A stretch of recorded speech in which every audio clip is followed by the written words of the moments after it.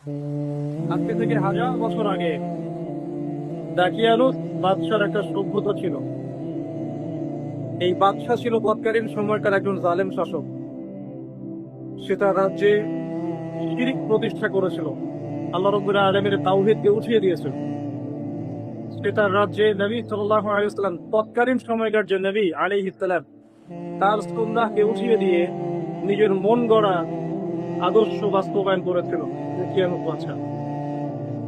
তো সেই বাদশার অধীনে থাকা 8 জন বা 9 জন উচ্চ পদস্থ কর্মকর্তার সন্তানকে আল্লাহ পাক হেদায়েত দান করেন, এবং তারাই ইতিহাসে আসহাবুল কাহফ হিসেবে পরিচিত আছে। এই 7 জন বা 9 জন যুবক উচ্চ পদস্থ কর্মকর্তার সন্তান ছিলেন। তারা তাওহীদকে চিনতে শিখলেন, আল্লাহ রাব্বুল আলামিনকে চিনতে শিখলেন, শিরকের সাথে তাওহীদের আপোষ করলেন না, সুন্নতের সাথে চলমান জাহিলিয়াতের আপোষ করলেন না। এর ফলশ্রুতিতে তাদের উপর নির্যাতন নেমে আসলো।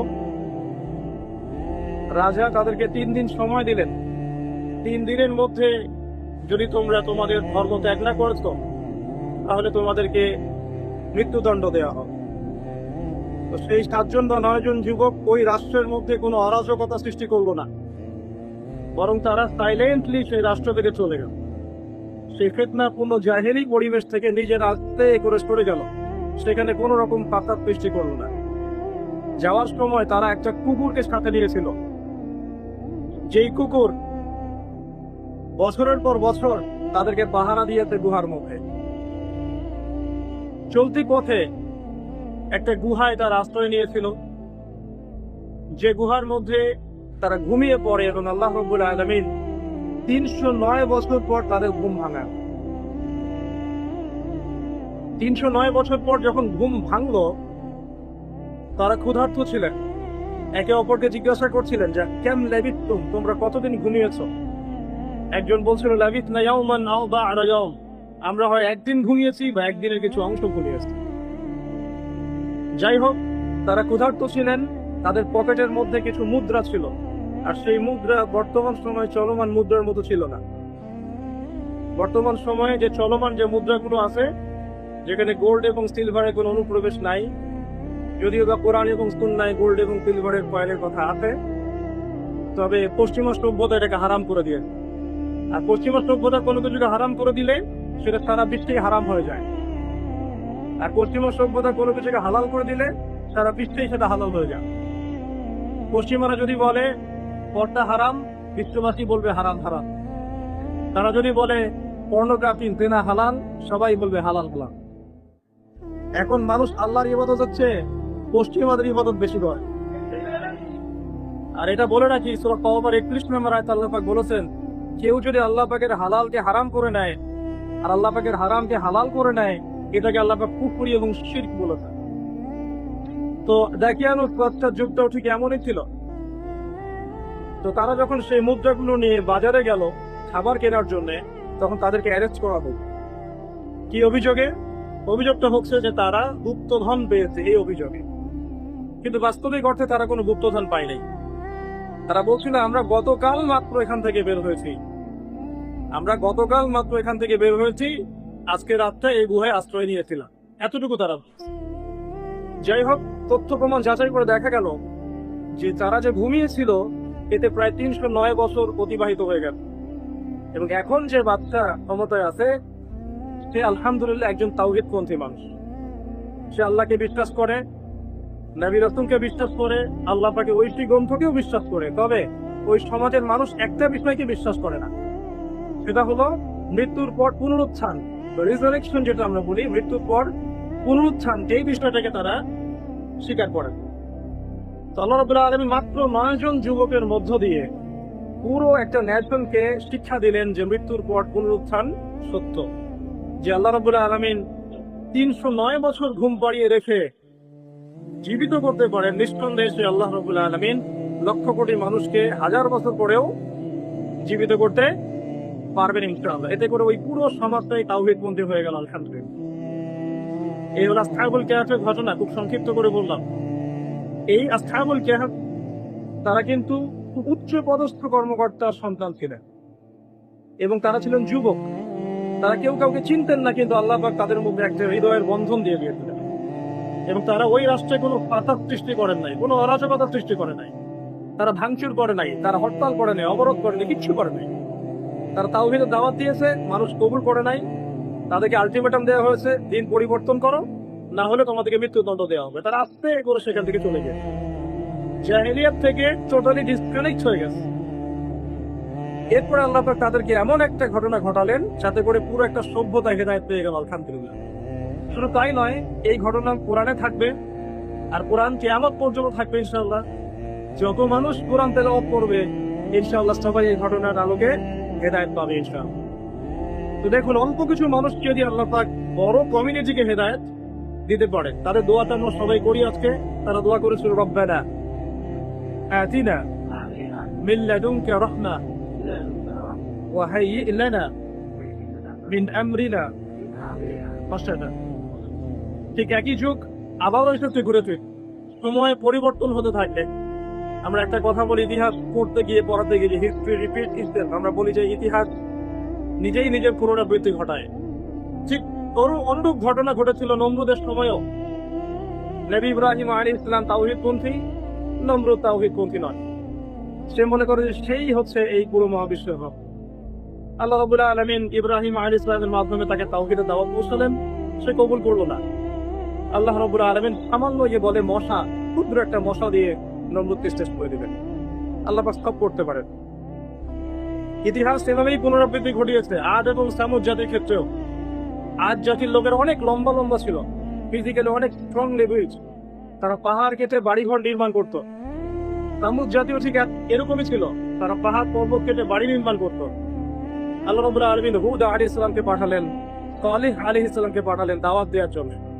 তারা দাওয়াতি কাজ করলেন, কম দাওয়াত গ্রহণ করলো না। ইল্লা কলিলাম মিনহুম, অল্প কিছু মানুষ ইসলাম কবুল করলো, বাকিরা বেশিরভাগই করলো না। আল্লাহ রাব্বুল আলামিন বিশাল কওমটাকে যারা বলতো মান আশহাদু মিন্না কুওয়া, আমাদের চেয়ে শক্তিশালী আর কে আছে, তারা এই কথা বলতো। কোরআনে কথা বলছে, কোরআন বলছে তারা বলতো মান আশহাদু মিন্না কুওয়া, আমাদের চেয়ে শক্তিশালী আর কে আছে। এখন এই স্লোগানগুলো আমরা ওয়ার্ল্ড অ্যাফেয়ার ঘাটলে দেখতে পারি না? বিভিন্ন পরাশক্তি বলতে আমাদের চেয়ে শক্তিশালী কে আছে, এই কথাটাই বলেছিল আদ এবং সামুদ জাতি। আল্লাহ পাক এদেরকে এমন ভাবে ধ্বংস করেছেন যেন খেজুর গাছ উপড়ে ফেললে যেমন করে পড়ে থাকে, আদ জাতির লোকরা বাড়ির মধ্যে এভাবে পড়েছে। মাত্র 6 দিন এবং 7 রাতের মধ্যে আল্লাহ পাক আদ জাতিকে ধ্বংস করেছেন। আর সামুদ জাতিকে আল্লাহ পাক ধ্বংস করেছেন বজ্রপাত দিয়ে, প্রচন্ড বজ্রপাত দিয়ে, মুহূর্তে একটা কম। আল্লাহ পাক সব করতে পারেন। ইতিহাস এভাবেই পুনরাবৃত্তি ঘটিয়েছে। ফিরআউনের যুগে চলে যান, মূসা আলাইহিস সালাম একই দাওয়াত দিয়েছেন আল্লাহ রাব্বুল আলামিন। আল্লাহ পাকের পক্ষ থেকে তাওহীদ দিয়ে তিনি ফিরআউনকে দাওয়াত দিয়েছেন যে লা ইলাহা ইল্লাল্লাহ, আল্লাহ তাআলা কোনো ইলাহ নাই। আল্লাহ রাব্বুল আলামিন চিরঞ্জীব, চিরস্থায়ী, তার কাছে আত্মসমর্পণ করুন। ফিরআউন বলেছিল আনা রাব্বুকুমুল আ'লা, আমি তোমাদের মহান রব। নাউযুবিল্লাহ। সে বলেছিল মা উরিকুম ইল্লা মা আরা, আমি যা ভালো মনে করি তাই তো তোমাদেরকে বলি। ওয়া মা আহদিকুম ইল্লা সাবিলার রাশাদ, এবং আমি তোমাদেরকে শুধু সৎ পথ দেখাই। ফিরআউন এই কথা বলেছে। সে বলেছিল যে মা আলিমতু লাকুম মিন ইলাহিন গায়রি, আমি তো জানি না যে আমি ছাড়া তোমাদের কোনো ইলাহ আছে। আল্লাহ রাব্বুল আলামিন খবর করেছেন, সময় দিয়েছেন, একটার পর একটা গজব দিয়েছেন। কখনো উকুন নাজিল করেছেন, কখনো রক্ত নাজিল করেছেন, কখনো প্লেগ, কখনো ব্যাং, কখনো ফড়িং, এরকম করে 9টা আযাব আল্লাহ পাক ফিরআউনকে দিয়েছেন, তার কওমকে দিয়েছেন। সর্বশেষ আল্লাহ রাব্বুল আলামিন লোহিত সাগরে সদল বলে ফিরআউনকে ডুবিয়ে মেরেছেন। ডুবে মারার সময় ফিরআউন বলেছিল যে আমানতু বিরাব্বি হারুন ওয়া মূসা, আমি এখন হারুন এবং মূসার রবের প্রতি ঈমান আনলাম। ডুবে মরার সময় ফিরআউন এই কথাটা বলেছিল। তখন আল্লাহ রাব্বুল আলামিন বলেছেন আলান, এখন, ওয়াকাদ আসাইতা মিন ক্বাবল, এর পূর্বে তুমি বিরুদ্ধাচরণ করেছো।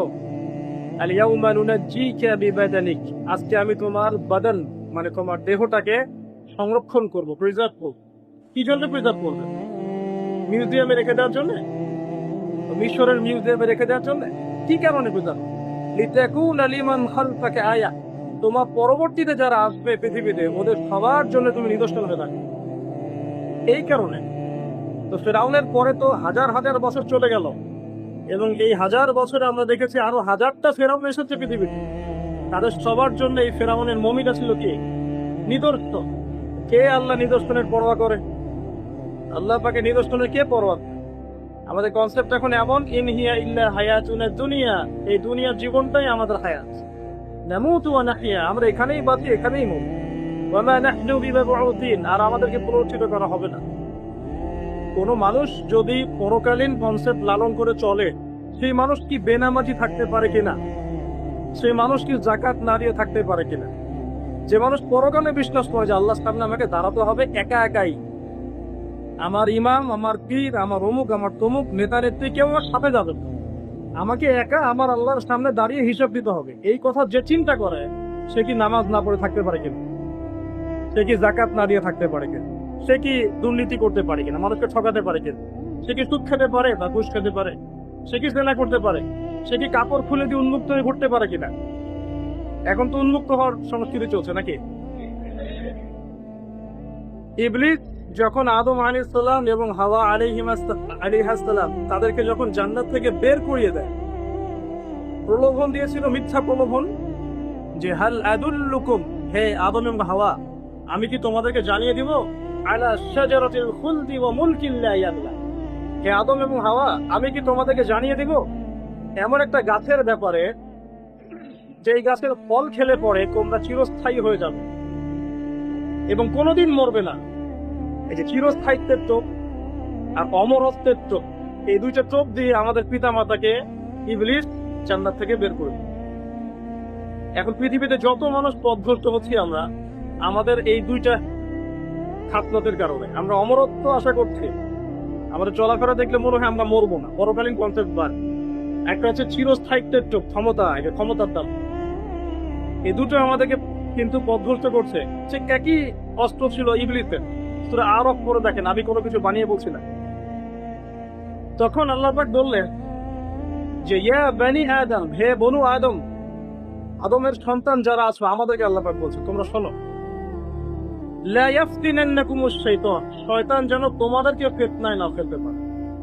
কামা আখরাজা আবাওয়াইকুম মিনাল জান্নাহ, ঠিক যেমন করে তোমাদের পিতামাতাকে শয়তান জান্নাত থেকে বের করে দিয়েছে। যেহেতু আমাদের পিতা আর মাতাকে শয়তান জান্নাত থেকে বের করে দিয়েছে, আল্লাহ পাক এই আদমের সন্তানদেরকে বলছেন তোমরা সতর্ক থেকো, তোমাদেরকে যেন শয়তান জান্নাত থেকে যেভাবে বের করেছিল তোমার পিতা মাতাকে, এমন করতে না পারে। আর কি করতে না পারে? ইয়ানজিউ আনহুমা লিবাসাহুমা লিউরিয়াহুমা মিন সাওআতিহিমা, পড়ে দেখেন সূরা আরাফ। আল্লাহ বলছেন মনে রেখো আদমের সন্তানরা, ইবলিস কিন্তু শুধু তোমার পিতা মাতাকে জান্নাত থেকে বের করেই দেয় নাই, বরং গাছের কাছে নিয়ে গিয়েছিল, ফল খাওয়ার সাথে সাথেই তাদের গায়ের পোশাক খুলে পড়ে গেছে। তাহলে আমাদের পিতা মাতাকে জান্নাতে নগ্ন করে দিয়েছিল কে? সেই কথা আল্লাহ পাক বলছেন আদম সন্তানদেরকে তোমরা সতর্ক থেকো, তোমাদেরকে যেন ইবলিস নগ্ন করতে না পারে, ঠিক যেমন করে তোমাদের পিতা মাতাকে করুক। তাহলে এখন যে পুরো বিশ্ব জুড়ে নগ্নতার যে সংস্কৃতি চলছে, এরা কার এজেন্ডা বাস্তবায়ন করছে বুঝতে পারছেন? কোরআন পড়েন, পৃথিবীতে যত সভ্যতা চলে গেছে, ব্যাবিলনের সভ্যতা, চাইনিজদের সভ্যতা, তারপরে যে আমাদের মাও তসে-তুং, ইতালির মুসোলিনি, এদিকে জ্যাপল সার্টে, এদিকে আপনার ফিডেল ক্যাস্ট্রোর কথা বলেন, ওই পশ্চিমা সভ্যতা বাদ দিয়ে যত বড় বড় সভ্যতা রিনাউন্ড, সবার পোশাক ছিল শালীন। আমি চ্যালেঞ্জ করলাম, খুঁজে রাখেন চাইনিজদের পোশাক দেখেন, আগেকার পোশাক, 1000 বছর আগের পোশাক, শালীন পোশাক। তারা কিন্তু মুসলিম ছিল না। আপনি এই ব্যাবিলনের সভ্যতা দেখেন, ব্যাবিলনের সভ্যতা অনেক প্রাচীন না? এই সভ্যতার পোশাক দেখবেন এটা অশালীন পোশাক ছিল না। এমনকি আইয়ামে জাহিলিয়াত যেটা আমরা বলি, নবী সাল্লাল্লাহু আলাইহি ওয়াসাল্লাম যখন জন্ম নেননি তার আগের সময় কোনো, ওই সময়ে যে মানুষ জেনা করতো, মেয়েকে যে কন্যা সন্তানকে জীবিত দাফন করতো, তারপরেও ওদের পোশাক শালীন ছিল। এখন দেখেন আল্লাহ পাক কি বলতেন, ওয়াইদা ফাআলু ফাহিশাতান, বৈতরা মুতিয়া, যখন তারা কোনো ফাহেসা কাজ করে তারা বলে, ক্বালু, তারা বলে, ওয়াজাদনা আলাইহা আবানা, আমরা এগুলো আমাদের বাপ দাদাদেরকে দেখেছি করছে। যখন তারা কোনো ফাহেসা কাজ করে তারা বলে, অশ্লীল কাজ করলে বলে, আমরা এগুলো দেখেছি বাপ দাদা পিতৃপুরুষ থেকে করে আসছি। আল্লাহু আমারানা বিহা, আল্লাহ আমাদেরকে আদেশ করেছেন। আল্লাহ বলেন কুল ইন্নাল্লাহা লা ইয়া'মুরু বিল ফাহশা, আল্লাহ পাক কখনো অশ্লীল কাজের আদেশ করতে পারেন না। আতাকুলুনা আল্লাহি মা লা তা'লামুন, তোমরা কি আল্লাহ সম্পর্কে এমন কথা বলছো যে কথা তোমরা জানো না? আল্লাহ কিসের আদেশ করেন? আল্লাহ বলছেন কুল আমারা রাব্বি বিল কিসত, নবী বলে দিন আল্লাহ পাক আদেশ করেন ন্যায় বিচারের আদেশ করেন। ওয়া আকিমু ওয়ুজুহাকুম ইনদা কুল্লি মসজিদ, এবং প্রত্যেক নামাজের ওয়াক্তে নিজের চেহারাটাকে একনিষ্ঠভাবে আল্লাহর দিকে ফেরাবে, এই আদেশ আল্লাহ পাক করেন। ওয়া আকিমু ওয়ুজুহাকুম ইনদা কুল্লি মসজিদ ওয়াদউহু মুখলিসিনা লাহুদ্দিন, এবং একনিষ্ঠভাবে তোমরা আল্লাহকে ডাকবে, দোয়া করবে, এই আদেশ আল্লাহ। আল্লাহ পাক কি অশ্লীল কাজের আদেশ করতে পারে? ইতিহাস পড়ে দেখেন, আমি নিজে হিস্ট্রির ছাত্র, আপনি পড়ে দেখবেন, পুরো ঐতিহাসিক পটভূমি পড়ে দেখবেন, মানুষ এই ঊনবিংশ শতাব্দী আসার আগে এত অশ্লীল ছিল না। এখনকার বিশ্বে যত সমস্যা চলছে, কয়েকটা বলি, রিবা বা সুদ, জেনা বা উন্মুক্ত যৌনাচার, তারপরে বেপরদামি অশ্লীলতা, 4 নাম্বার আপনার মাদক, ঠিক আছে, 5 যে বড় মহামারী পর্নোগ্রাফি, যত বড় বড় মেজর সমস্যাগুলো চলছে যেগুলো ইয়াং জেনারেশনকে ধ্বংস করে দিচ্ছে, এগুলোর ম্যাক্সিমাম এসেছে কিন্তু পশ্চিম থেকে। খেয়াল করে দেখবেন, এগুলো কিন্তু বাংলাদেশ থেকে আসে নাই, আসছে ভারত থেকে, আসছে পাকিস্তান থেকে, আসছে সাবকন্টিনেন্ট থেকে আসে নাই, এগুলো দেখবেন একটা নির্দিষ্ট জায়গা থেকে আসছে। তো এই কারণেই আমাদের সতর্ক দৃষ্টি রাখতে হবে যে বস্তুবাদী উন্নয়ন সবকিছু নয়। হ্যাঁ, আমরা জিডিপি বাড়ালাম, ইন্ডাস্ট্রিজ গড়লাম, মঙ্গলে চলে গেলাম, চাঁদে গেলাম, ওকে ফাইন, এগুলোর কেউ বিরোধিতা করবে না, এটা ভালো, ন্যাশনালকে এগিয়ে নিতে হবে, এটাই এডুকেট, তারও নয়, এবং এডুকেটেই করতে হবে, কিন্তু নৈতিকতার বিসর্জন দিয়ে নয়। নৈতিকতার বিসর্জন দিয়ে ধর্ম থেকে দূরে চলে এসে নাস্তিকতায় বিশ্বাসী হয়ে আল্লাহকে বাদ দিয়ে, রাসূলকে বাদ দিয়ে এই বস্তুবাদী উন্নয়ন আমাদের পরকালকে বাঁচাতে পারবে না। পরকালকে বাঁচিয়ে রেখে আমার দুনিয়াকে উন্নয়ন করতে হবে, এবং দুনিয়ার উন্নয়নটা অবশ্যই জরুরি। সারা বিশ্ব যখন এগিয়ে যাচ্ছে, আমরা কেন পিছিয়ে থাকবো? আমি তো এটাও বলি যে এটা অনেক মাদ্রাসার লাইনে যারা আছেন তারা আমার সাথে একটু বিরোধিতা করেন এই বিষয়ে, কিন্তু আমি নিজেই বলি যে সিলেবাসের মধ্যে পরিবর্তন নিয়ে আসার চেষ্টা করতে হবে। শুধুমাত্র এককেন্দ্রিক শিক্ষায় কেন শিক্ষিত হবো? এই যুগে চলার জন্য যে উপকারী জ্ঞানগুলো দরকার সেগুলো শিখতে হবে আমাদেরকে। আমাদের আইসিটির জ্ঞানের দরকার আছে, আমাদের ইংরেজির জ্ঞানের দরকার আছে, ম্যাথামেটিক্স দরকার আছে, সায়েন্সের দরকার আছে, আমাদের তথ্য প্রযুক্তি জানতে হবে, অর্থনীতির জ্ঞানের দরকার আছে, পলিটিক্যাল সায়েন্সের দরকার আছে, জিও পলিটিক্স দরকার আছে। এগুলো বাদ দিয়ে শুধু যদি আমি মুখস্থ করে যাই, এই জ্ঞানটা আমার কি কাজে দিবে আমাকে? এই কথাটা অনেকে নেগেটিভলি নেয়, কিন্তু আমি আসলে তাদের ব্যাপারে তাদের সাথে তর্ক করতে চাই না। আমি আমার কনসেপ্ট লালন করি, আমি এতটুকুই বলছি। এবং যারা শিক্ষিত মহল আছেন, বুদ্ধিজীবী মহল আছেন, যারা দেশ সম্পর্কে ভাবেন, যাদের নিয়ে ভাবেন, উম্মা নিয়ে ভাবেন, তারা কিন্তু আমার সাথে একমত হবে ইনশাআল্লাহ যে আমরা কিন্তু এই জায়গাটাতে পিছায় পড়তেছি।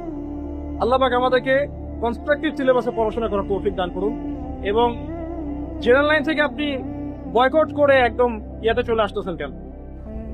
জেনারেল লাইনে পড়েন, আপনার এই জ্ঞানটাকে আপনি ইসলামের কল্যাণে কাজে লাগাতে পারবেন না। সবাইকে কি আলেম হতে হবে? সবাইকে মুফতি হবে, মুহাদ্দিস হবে? অর্থনীতিবিদের দরকার আছে না? পলিটিশিয়ানের দরকার আছে না? ডক্টর ইঞ্জিনিয়ার দরকার আছে না? সব সেক্টরের মানুষের দরকার আছে। আপনাদেরকে আপনাদের জায়গায় থাকতে হবে, ওখানে থেকে আপনারা ইসলামের খেদমত করুন, পারবেন না? একজন ডক্টর, তিনি কি ইসলামের খেদমত করতে পারবেন না ভাই? একজন সৎ নেতা, তিনি কি ইসলামের খেদমত করতে পারবেন না? একজন অর্থনীতিবিদ, তিনি যদি আল্লাহ পাকের হালাল হারাম মেনে অর্থনীতির কোনো বিধান চালু করেন, তিনি কি ইসলামের খেদমত করতে পারবেন না? তো সবাইকে কি বক্তা হইতে হবে? সবাইকে আলেম হতে হবে?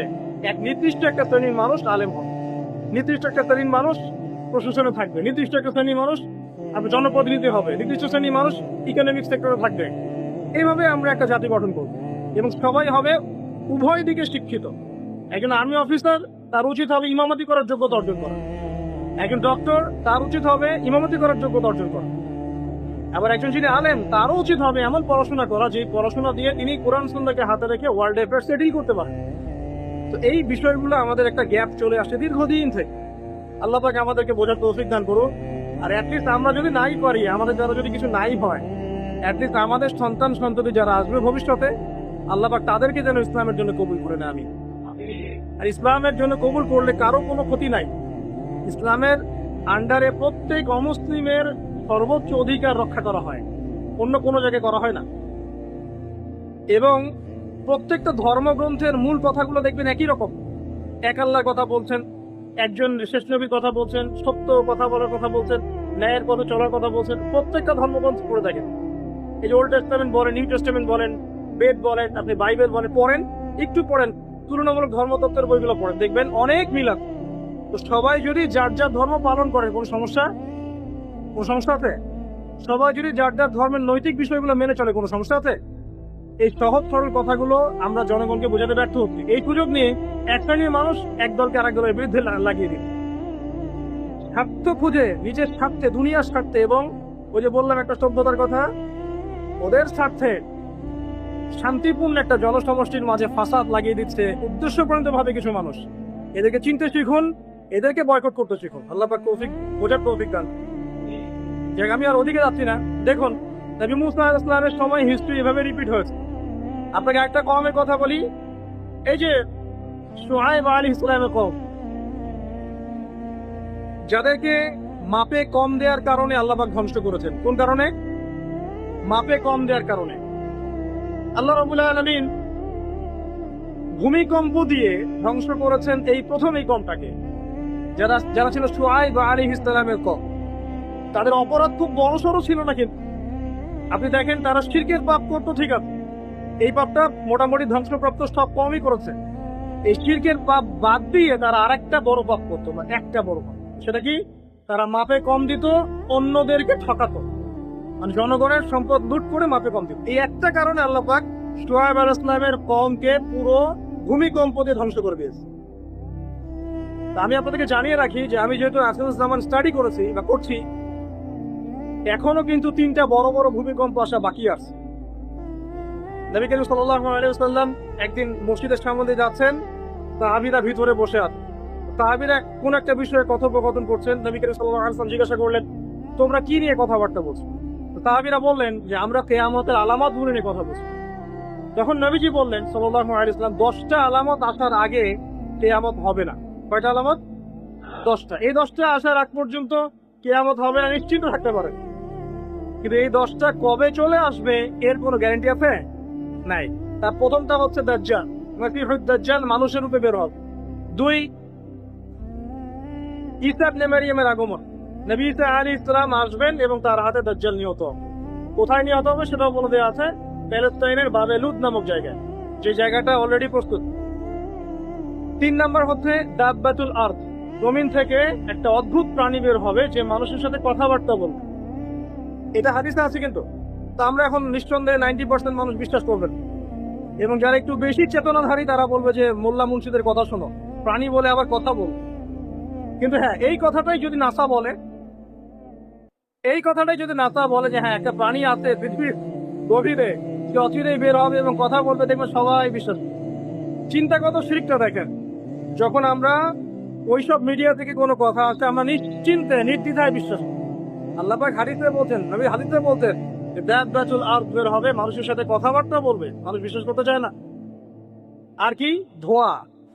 এই ধোঁয়ায় আকাশ ছেয়ে যাবে, ধোঁয়া দিয়ে আকাশ ছেয়ে যাবে, এবং এত বড় ধোঁয়া বিশ্ববাসী কখনো দেখে নাই। এখন অনেকে বলছেন, এখনকার আধুনিক স্কলার যারা, অনেক স্কলাররা এটা মত, এটা কিন্তু হাদিসে নাই, তাদের মত হতে পারে যে একটা নিউক্লিয়ার এক্সপ্লোশন হবে। সারা ওয়ার্ল্ড তো এখন নিউক্লিয়ার যুদ্ধের সামনে দাঁড়িয়ে আছে, তখন হয়তো বা ধোঁয়ায় পুরো বিশ্ব ছেয়ে যেতে পারে, এটা তাদের মত। এটা হতেও পারে, নাও হতে পারে, হওয়ার সম্ভাবনা কিন্তু আছে, উড়িয়ে দেওয়া যাচ্ছে না। ঠিক আছে, 4টা। 5 কি? 5 হচ্ছে ইয়াজুজ আর মাজুজ। ইয়াজুজ আর মাজুজ এই প্রকৃতি বের হবে, এরা কিন্তু আদম সন্তান, এবং তারা পৃথিবীর পানি খেয়ে শেষ করে ফেলে দিবে, মহাসাগরের পানি খেয়ে শেষ করে ফেলে দিবে। তারপর এই যে 6, 7, 8, এই 3টা হচ্ছে 3টা বড় বড় ভূমিকম্প, যেটা বলতে গিয়ে মেজে গেছে। এই 3টা ভূমিকম্প এখনো আসা বাকি আছে। নবীজি বলেছেন একটা পৃথিবীর পূর্ব দিকে হবে। পূর্ব দিক কোন দিক? এই যে Indonesia, Malaysia, Bangladesh, Pakistan, Myanmar, আপনার শ্রীলঙ্কা, এই পুরো কন্টিনেন্ট পূর্ব দিক, পৃথিবীর পূর্ব দিক। কোন কান্ট্রি এটা বলা হয়নি, পূর্ব দিক বলা হয়েছে। এবং এখানে ভূমিকম্প বলা হচ্ছে না, বলা হচ্ছে ভূমি ধসে যাবে, মানে পুরো ভূমিটা নিচে চলে যাবে। এখন যারা এগুলো নিয়ে গবেষণা করেন তারাও কিন্তু সেম কথাই বলছেন, খেয়াল করে দেখেন।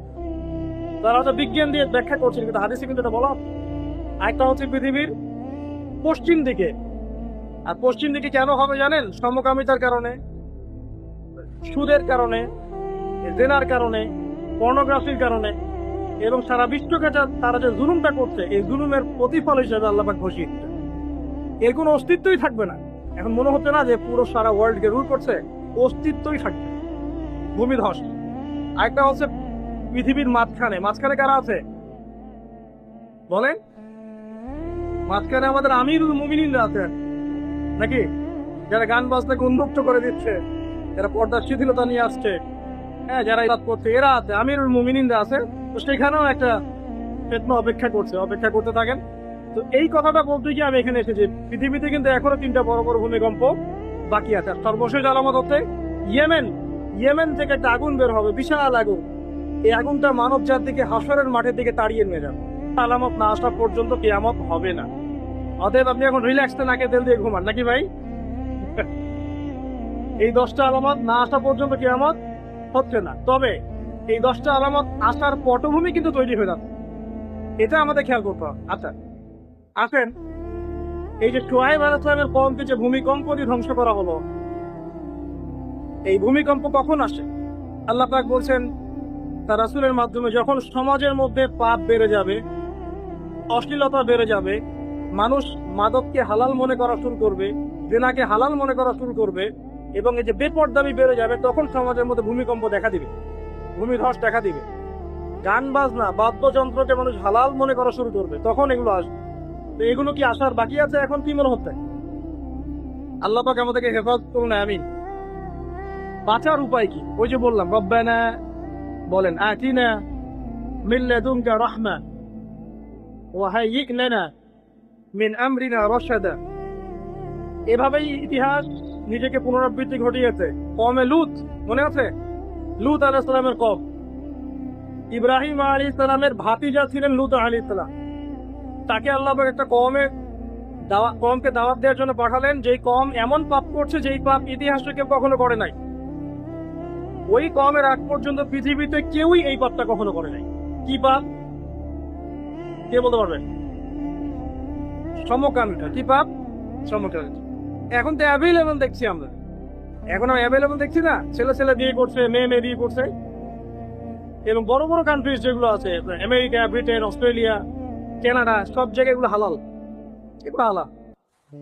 স্বাধীনতা, বাক স্বাধীনতা। আপনি চাইলে একটা মেয়েকেও বিয়ে করতে পারেন, ছেলেকেও করতে পারেন। আবার কোরআনে বলেছে ছেলে সমকামীর কথা, কিন্তু এই যুগে এসে আমরা দেখছি মেয়েও সমকামী। সুবহানাল্লাহ। এবং এটা আমাদের দেশে ছড়িয়ে পড়ছে, এটা কিন্তু অ্যালার্মিং একটা বিষয়।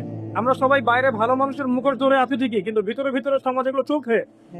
এগুলোকে যদি এখনই আমরা পেট্রোনাইজ করতে, মানে আমরা যদি এটাকে ডিফেন্ড করতে না পারি, তাহলে কিন্তু সমস্যা। আগামীতে দেখা যাবে যে আমাদের পরিবারের মধ্যে এগুলো ঢুকে যাচ্ছে, নাউযুবিল্লাহ। একটা জরিপ বলছে যে 20 থেকে 30 জন মানুষের মধ্যে একজন মনে করে যে সমকামিতা ভালো জিনিস বা এটা একটা স্বাধীনতা। আপনি কেমব্রিজ অক্সফোর্ডের ডিকশনারি ঘাটলে দেখবেন, সেখানে আগে বলা হতো যে এটা একটা মানসিক রোগ। আপনি 10 বছর আগের ডাটা দেখেন আর 10 বছর পরের ডাটা দেখেন, এখন আপনাকে বলা হবে এটা একটা বাক স্বাধীনতা। আগে বলা হতো মানসিক রোগ। তো এই কওম ছিল কওমে লূত। আল্লাহ পাক এদেরকে এমন ভাবে ধ্বংস করেছেন যেভাবে পৃথিবীতে কোনো কওমকে আল্লাহ পাক ধ্বংস করেন, কাউকে না। কিভাবে? আল্লাহ পাক 2 জন ফেরেশতা পাঠিয়েছিলেন, জিবরাইল আলাইহিস সালাম এবং মিকাইল আলাইহিস সালাম। তাদেরকে সুন্দর যুবকের আকৃতিতে পাঠিয়েছেন, সুন্দর যুবক। সুবহানাল্লাহ। এগুলো বলতে খারাপ লাগে যে এখন ছোট বালকদেরকেও দেখি বলাৎকার করা হচ্ছে না? নিউজগুলো পান না? আর আমরা এটা জঘন্য প্রতিবাদ করছি। আসলে কোনো ক্ষেত্রে দেখা যায় যে ইসলামী কিছু প্রতিষ্ঠানের মধ্যে এই রোগ ঢুকে গেছে। তো এটা কিভাবে হলো, আসলে কিভাবে হয়েছে আমি আপনাকে বলছি। দেখেন, আমি আপনাকে মূল জায়গাটা বলছি। এই যে মানসিক বিকৃতি, অসুস্থতাটা হয়েছে অনলি পর্নোগ্রাফির কারণে, অনলি পর্নোগ্রাফি। পর্নোগ্রাফি দেখতে সবাই বাসায় এগুলো ইন্টারনেটে, ফোনে সবাই যখন দেখতে অভ্যস্ত হয়ে গেছে, তখন ইন্টারনালি আমরা সবাই পশু হয়ে গেছে। এখন সামনে যেই থাকে, একটা ছোট বাচ্চা থাক, ছোট মেয়ে থাকে, 5 বছরের মেয়েকে দেখলাম রেপ করে গেল। 5 বছরের মেয়ে রেপ হয়েছে কোথায়? বলতে চাচ্ছি না, কারণ এগুলো বললে তো নিজেদের দোষ প্রকাশ করা হয়। কিন্তু মানুষ ধর্ষকের কোনো ধর্ম নাই। সে হিন্দু মুসলিম নাকি বৌদ্ধ খ্রিস্টান না আলেম জালেম, এগুলো ধর্ম দেখার সময় নাই। আল্লাহ পাক বলেছেন তার রাসূলের মাধ্যমে ধর্ষণ হলেই প্রকাশ্যে মৃত্যুদণ্ড দিয়ে দিবে, যেই হোক সে যেই হোক, সে যেই হোক না, ওর কোনো ধর্ম নাই। সে একজন আলেম দাড়িওয়ালা মানুষ যদি হয় তাকেও এই কাজ করতে হবে। তো চোরের কোনো ধর্ম আছে? ডাকাতের কোনো ধর্ম আছে? তো মিডিয়া আবার টেকনিক্যালি দেখবেন ওইটাকে হাইলাইট করবে বেশি, বিকজ এখানে একটা সুযোগ আছে ইসলামকে ডমিনেট করার জন্য। কিন্তু সেম ঘটনা কিন্তু অনেক বড় বড় সেকুলার প্রতিষ্ঠানে ঘটেছে, ওগুলো কিন্তু আমরা হাইলাইট করতে দেখি না। এটা আমরা বুঝি ইন্টেনশনটা কি। তবে এখানে একটা বিষয় ক্লিয়ার করতে হবে যে পাপ পাপী যেই করুক তাকেই শাস্তির আওতায় আনতে হবে। আল্লাহ পাক তৌফিক রাখুন বোঝার। এখন এমন একটা সময় চলছে বাচ্চারাও এগুলো থেকে নিরাপদ না। 5 বছরের মেয়ে, 7 বছরের মেয়ে, কয়দিন আগে দেখলাম যে 2 বছরের মেয়ে, নাউজুবিল্লাহ, তার সাথেও নাকি এরকম ঘটনা ঘটেছে, এবং উত্তরবঙ্গেরই ঘটনা এগুলা। আর এগুলো শহরের চেয়ে এখন গ্রামে বেশি হচ্ছে। কারণ কি জানেন, গ্রামে তো আগে মানুষ এই উন্মুক্ত পোশাক আশাক দেখতো না খুব বেশি। এখন যখন পর্ন চলে আসছে হাতে, বাসায় সব এগুলো দেখছে, তখন গ্রামে দেখবেন ধর্ষণ বাড়ছে না? এটা নিয়ে আমি আলাদা লেকচার দিয়েছি যে কতগুলো ধর্ষণ হয়েছে এই পর্যন্ত। এই বছরই লাস্ট এই বছরই দেখবেন রিপোর্টেড 1337টা রেপের ঘটনা ঘটেছে এই বাংলাদেশে। অ্যালার্মিং বিষয়। আর আমেরিকাতে প্রতি 6 জনে একজন রেপ হয়, আর রেপের রাজধানী হচ্ছে সাউথ আফ্রিকা, ওখানে প্রতি 3 জনে একজন রেপ হয়। তো এগুলো কিভাবে হচ্ছে? Only because of pornography. এটা যদি এখনো বন্ধ করতে না পারা যায়, আগামী ভবিষ্যৎ খুব খারাপ হবে। যেখানে সেখানে মানুষ ঘৃণা করবে, যাকে তাকে রেপ করবে দেখে নিয়ে, বিকজ এটা ভিতর থেকে মানুষকে পশু বানিয়ে দিচ্ছে। আমরা জানি এর পিছনে একটা বড় ইন্ডাস্ট্রি কাজ করে, যারা সারা বিশ্বে প্রায় 98 বিলিয়ন ডলারের ব্যবসা করে পর্ন দিয়ে। শুধু আমেরিকায় ব্যবসা করে 12 বিলিয়ন ডলারে, সারা বিশ্বে 12 বিলিয়ন ডলার বোঝেন? 1 বিলিয়ন ডলার কত কোটি বোঝেন? 100 কোটি ডলার। বিশাল একটা ইন্ডাস্ট্রি আছে, এর পিছনে টাকা কাজ করে, টাকা, অনলি টাকা। আর এখানে যা দেখানো হয় সবই ফেক, এগুলো কোনোটাই সত্য না, এটা শুধু একটা অভিনয় আর কিছু না। তো এটা দিয়ে পুরো স্পেশালি মুসলিম যুবকদের ভিতরে এমন একটা মানে পশুত্ব ঢুকিয়ে দেওয়া হয়েছে যে জেনা, ধর্ষণ, বিয়ে বাড়তেই আছে দিন দিন। এটা না কমানো গেলে এবং মানে আইনের সুশাসন নিশ্চিত করা না গেলে ধর্ষণ কমবে না, জেনা কমবে না, ইফতিজিও কমবে না, মেয়েদের অধিকার আর আদায় করা সম্ভব হবে না। এটা আমার মত। বাকিটা আপনারা ভেবে দেখেন, আপনারা অনেক বিজ্ঞ মানুষ আছেন, ভেবে দেখেন কি করলে এগুলো কমবে। যদি না ভাবি, আল্লাহ পাক কি করবেন জানেন? একটা হাদিস বলি। যায়েনব বিনতে জাহাশ রাদিয়াল্লাহু আনহা তিনি বলছেন, ইয়া রাসূলুল্লাহ সাল্লাল্লাহু আলাইহি ওয়াসাল্লাম, আনুহলিকু ওয়া ফিনা সালিহুন, আমাদের মধ্যে সৎ লোক থাকা অবস্থাতেও কি আমরা ধ্বংস হয়ে যাব? আমাদের মধ্যে সৎ যে অনেক ব্যক্তি আছে তারা থাকলেও কি আমরা ধ্বংস হয়ে যাব? নবীজি বলছেন, নাম, হ্যাঁ তোমরা ধ্বংস হবে। ইদা কাসরাতিল খাবার, যখন নোংরামি, অশ্লীলতা, বেহায়াপনা বাড়তে থাকবে, আলেম জালেম সব ধ্বংস হয়ে যাবে। তা আমরা আমাদের স্বার্থেই কথাগুলো বলবো, কারণ আমরা যদি এগুলোকে প্রতিহত করতে না পারি তাহলে আমাদের বাড়িতেও এই ফেতনা ঢুকে আসবে না? আসবে। দেখে নিয়েন, আল্লাহ পাক বোঝার তৌফিক এনায়েত করুন, আমিন। তো কওমে লূতকে আল্লাহ পাক কি করেছেন? সুন্দর বালকের রূপে এই জিবরাইল আর মিকাইল আলাইহিস সালামকে পাঠিয়েছেন। এখন লূতের লোকরা বলতে যে তোমার ঘরে যে মেহমান দুজন এসেছে ওদেরকে আমাদেরকে দাও। নাউজুবিল্লাহ, বুঝতে পারেন নাই? তোমার ঘরে যে দুজন মেহমান এসেছে, ওই দুজন মেহমানকে নিতে এসেছে। লূত আলাইহিস সালাম বলছেন যে আমার হাউলাই বানাতিন কুনতুম ফাইলিন, তোমাদের যদি বিয়ে করার ইচ্ছা থাকে, আমার মেয়েরা আছে, তাদেরকে বিয়ে করার প্রয়োজনে। একজন নবী তার মেয়েকে বিয়ে দিতে যাচ্ছেন, তাও তোমরা এই পথে যেও না। তখন এই কওমে লূতের লোকরা বলতে, তুমি খুব ভালো করে জানো হে লূত আমরা কি জন্য এসেছি। তখন তিনি বলছেন, আলাইসা মিনকুম রাজুলুন রাশীদ, তোমাদের মধ্যে কি একজনও ভালো মানুষ নাই? এরপরে আল্লাহর আযাব আসলো। লূত আলাইহিস সালাম এবং তার স্ত্রী চলে যাচ্ছেন। তার স্ত্রী কিন্তু আবার ঈমানদার ছিলেন না, সে পিছনে ফিরে বারবার দেখতে। নূহ আলাইহিস সালামের স্ত্রী যেমন ঈমানদার ছিলেন না, লূত আলাইহিস সালামের স্ত্রীও তেমনি ঈমানদার ছিলেন। নবীর স্ত্রী হওয়া সত্ত্বেও তারা কিন্তু জাহান্নামে যাবে। নাউজুবিল্লাহ। তো এই লূতকে ধ্বংস করেন আল্লাহ পাক। কওমে লূতকে এভাবে ফেরেশতার পাখা দিয়ে ওই পুরো জায়গাটাকে উঠিয়ে নিয়ে মাটিতে আবার ধসিয়ে দেওয়া হচ্ছে। এই জায়গাটা এখন নিদর্শন হয়ে আছে। জর্ডানের পাশে দেখবেন যে ডেড সি, একটা মৃত সাগর আছে না, ওইটা ছিল সেই জায়গা। এখানে সাদুম গোত্র থাকতো। সাদুম, এই কওমের নাম ছিল সাদুম। এরা সমকামী ছিল। এখন আপনার জন্য আমার নসিহত হচ্ছে, নবী সাল্লাল্লাহু আলাইহি ওয়াসাল্লাম বলেছেন, আমি শেষ জামানায় আমার উম্মতের উপর কিছু বিষয় ভয় করি, যে এগুলো আমার উম্মতের মধ্যে ঢুকে যাবে, আমি আশঙ্কা করে ঢুকে যাবে। কি কি বিষয়? এক নাম্বার, যে আমি আশঙ্কা করি যে আমার উম্মতের মধ্যে মূর্তি পূজা ঢুকে যাবে, মুসলিম কিন্তু স্ট্যাচু ওয়ার্শিপ করবে। দুই, আমি আশঙ্কা করি আমার উম্মতের মধ্যে রিয়া ঢুকে যাবে। রিয়াটা কি? লোক দেখানো আমল। রিয়া কি? লোক দেখানো আমল। আমি আশঙ্কা করি যে আমার উম্মতের মধ্যে সমকামিতা ছড়িয়ে পড়ে নাই। এগুলো নবী সাল্লাল্লাহু আলাইহি ওয়াসাল্লামের আশঙ্কা ছিল। দেখেন সবগুলো এখন বাস্তব হয়ে গেছে। আল্লাহ রাব্বুল আলামিন এই সমকামীদের পাপ থেকে আমাদেরকে হেফাজত করুন। এভাবেই ইতিহাস রিপিট হয়েছে। আল্লাহ পাক এদেরকেও ধ্বংস করেছেন। এর আগে আল্লাহ পাক নূহ আলাইহিস সালামের কওমকেও ধ্বংস করেছেন। কি কারণে? তারা লাত, এই যে ইয়াগুত, ইয়াউক, নাসর এরকম কিছু স্ট্যাচু ওয়ার্শিপ করত। এক পর্যায়ে আল্লাহ রাব্বুল আলামিন 950 বছর দাওয়াত দিয়েছেন নূহ আলাইহিস সালাম তার কওমকে। 950 বছর দাওয়াত দেওয়ার পরেও তার কওম যখন আল্লাহর আনুগত্য করলো না, আল্লাহ রাব্বুল আলামিন মহা প্লাবন দিয়ে তাদেরকে ধ্বংস করে দিয়েছেন। এভাবেই যুগে যুগে ইতিহাস রিপিট করেছে। আমাদের নবী মুহাম্মদ সাল্লাল্লাহু আলাইহি ওয়াসাল্লামের সময়ও এই হিস্ট্রিটাই ছিল। আবু জাহেল, আবু লাহাব, উতবা, সাইবা যারা ছিল, তারা মূলত সমাজটাকে দ্বিখণ্ডিত করে ফেলেছিল, খণ্ডে খণ্ডে ভাগ করে ফেলেছে। ডিভাইড অ্যান্ড রুলের মতো সমাজে সুদ ছড়িয়ে দিয়েছিল, জেনা ছড়িয়ে দিয়েছিল, পরকীয়া ছড়িয়ে দিয়েছে এবং শিরিক ছড়িয়ে দিয়েছে এবং গোত্রীয় হানাহানি চলছিল। এরকম একটা অবস্থায় নবী সাল্লাল্লাহু আলাইহি ওয়াসাল্লাম ওই সমাজের মধ্যে আসেন নবী হিসেবে। এসে মাত্র 23 বছর সময় নিয়েছেন। কত বছর? মাত্র 23 বছর। আমাদের তো সমাজ সংস্কারের শতাব্দী পার হয়ে যাচ্ছে। এক একটা রেভলিউশন দেখবেন শতাব্দী পার হয়ে যাচ্ছে, কিন্তু কোনো আলটিমেট রেজাল্ট নাই। নবী সাল্লাল্লাহু আলাইহি ওয়াসাল্লাম 23 বছর সময় নিয়েছেন, মাত্র 23 বছর। এই 23 বছরে কোরআন এবং হাদিস এই দুটোকে হাতে নিয়ে নবী সাল্লাল্লাহু আলাইহি ওয়াসাল্লাম সমাজের প্রত্যেকটা জাহিলিয়াত উপর থেকে সরিয়ে দেন নাই, শেকড় থেকে উপড়ে ফেলেন। তবে তিনি যখন ইসলাম প্রতিষ্ঠা করে দিয়ে চলে গেছেন, খোলাফায়ে রাশিদার যুগ চলে গেছে, তারপর উমাইয়া খেলাফত এসেছে প্রায় 100 বছরের মতো, পরে আব্বাসীয়রা এসেছে প্রায় 550 বছরের মতো, আস্তে আস্তে ফাতেমিরা এসেছে, এদিকে কর্ডোভার স্পেনে আন্দালুস দিয়ে উমাইয়া শাসন ছিল, উসমানীয়রা এসেছে। এভাবে ইতিহাস চলেছে দীর্ঘদিন, প্রায় 1400 বছর। শেষ পর্যায়ে গিয়ে নবী সাল্লাল্লাহু আলাইহি ওয়াসাল্লাম কিছু ভবিষ্যৎবাণী করে গেছে, যখন শেষ জামানাগুলো আসবে তখন দেখবে তোমরা সমাজে সুদটা ছড়িয়ে পড়বে বেশি, জেনা ছড়িয়ে পড়বে, পর্ন ছড়িয়ে পড়বে। পর্ন কথা তো তিনি বলেন নাই, বলেছেন অশ্লীলতা ছড়িয়ে পড়বে। এখন আমরা বলছি এটা পর্নোগ্রাফি।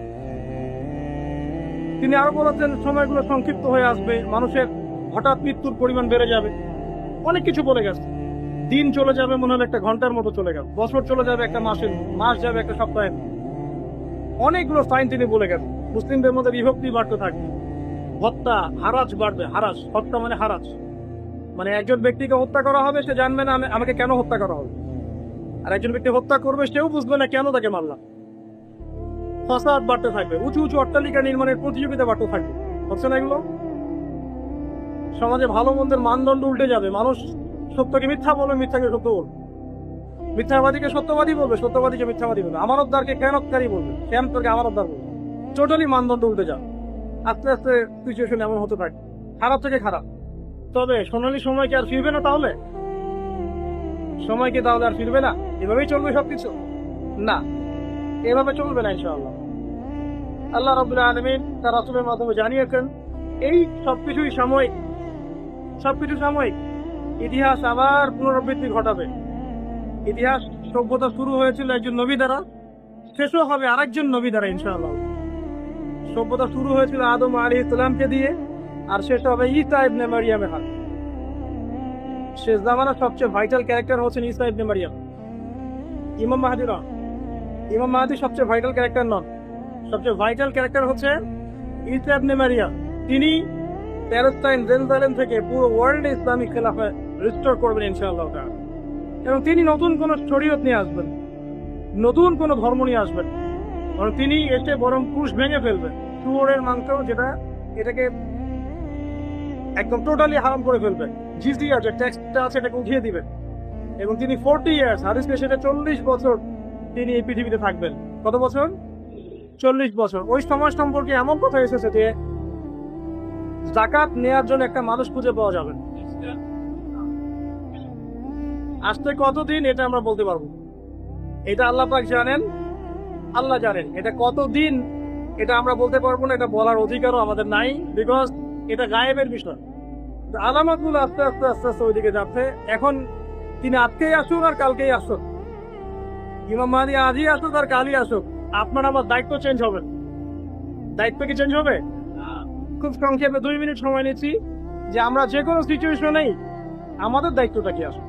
1 নাম্বার কথা হচ্ছে ভাই, যে বড় পরিসরে চিন্তা বাদ দিয়ে আগে ছোট পরিসরে আছেন, নিজের ব্যক্তি জীবনে আগে ইসলাম প্রতিষ্ঠা করেন। নিজে আগে পড়াশোনা করি, দিনের জ্ঞান অর্জন করেন, পড়াশোনা করেন, যে লাইনেই পড়াশোনা করছেন করেন, কিন্তু ইসলামটাকে, ইসলামের ফরজ ওয়াজিব সুন্নত মুস্তাহাবগুলো শেখেন। ডাক্তার ইঞ্জিনিয়ার হওয়ার কোনো আপত্তি নাই, তুই বড় পলিটিশিয়ান হন, ইকোনমিস্ট হন, কোনো আপত্তি নাই, বাট ইসলামের বেসিক নলেজটা অর্জন না করে মৃত্যুবরণ করেন না আল্লাহর রাস্তায়। 2 নাম্বার, কোরআনকে সময় দেন, কোরআনটাকে স্টাডি করেন, হাদিসটা স্টাডি করেন, আল্লাহ পাক তৌফিক দান করুন, আমিন। এরপরে আমল বাড়িয়ে দেন, আমলটা বাড়ায় দেন। এখন সময় থাক 100 বছর আর 500 বছর বা 2 বছর, আমল বাড়ায় দেন। আপনার আমল আপনার সাথেই, কেউ কারো কবরে যাবেন। অতএব আমল বাড়িয়ে দেওয়ার চেষ্টা করে আল্লাহ পাক তৌফিক দান করুন।